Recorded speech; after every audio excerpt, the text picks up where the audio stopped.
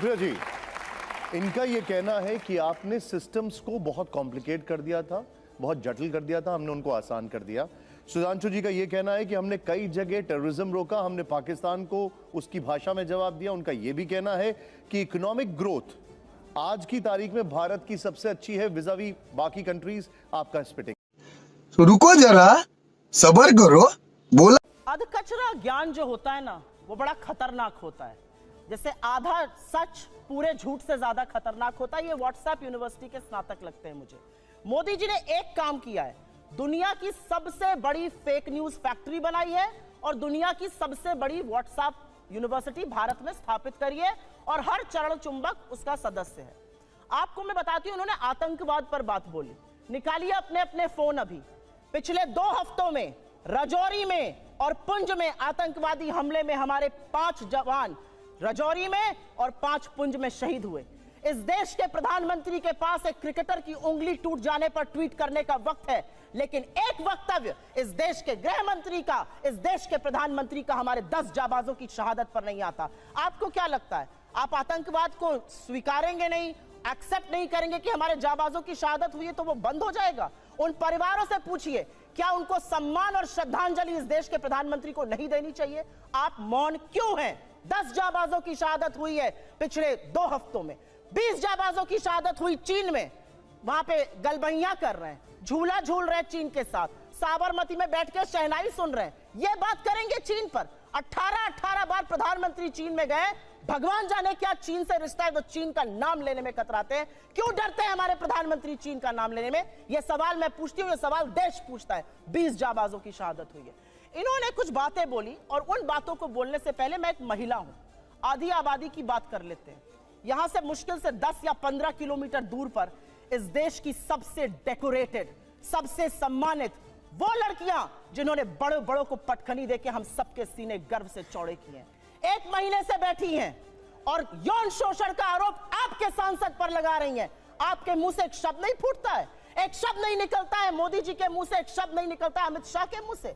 क्या ऐसी आपकी फंसी है ब्रजभूषण शरण सिंह से कि आप नहीं बोलते हैं? ये सवाल मैं एक महिला होने के नाते पूछती हूँ, मैं एक महिला होने के नाते पूछती हूँ। बिल्किस बानो के अपराधियों को किसने रिहा किया? क्योंकि वो मुसलमान थी तो आप बोलेंगे नहीं? अंकिता ठाकुर का जिसने कत्ल किया, जिसने उसको जिस्म फरोशी में ढकेला, वो आपके विधायक का बेटा था। आप क्यों चुप है?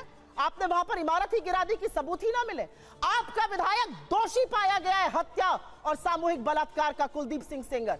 ये बात करेंगे महिला सुरक्षा पर? ये चूड़ियां भेजते थे प्रधानमंत्री को, आज इनके मुंह से एक शब्द नहीं फूटता। महिलाएं इस देश की पूछ रही हैं और आपको भी पूछना चाहिए, क्यों चुप है मोदी सरकार? जब हमारी बेटियां जंतर मंतर पर 1 महीने से बैठी हैं, उन लड़कियों के आंसू देखकर, और आज की खबर फिर से मैं कोट कर रही हूं, एक समर कैंप होता था साक्षी मलिक बनने के लिए, तमाम लड़कियां वहां पर आवेदन देती थी। आज की स्थिति यह है कि बलात्कार और यौन शोषण की खबरों के बाद एक एप्लीकेशन नहीं आई है। ये इस देश की बेटियों के साथ ये कर रहे हैं, ये हमें पाठ पढ़ाएंगे।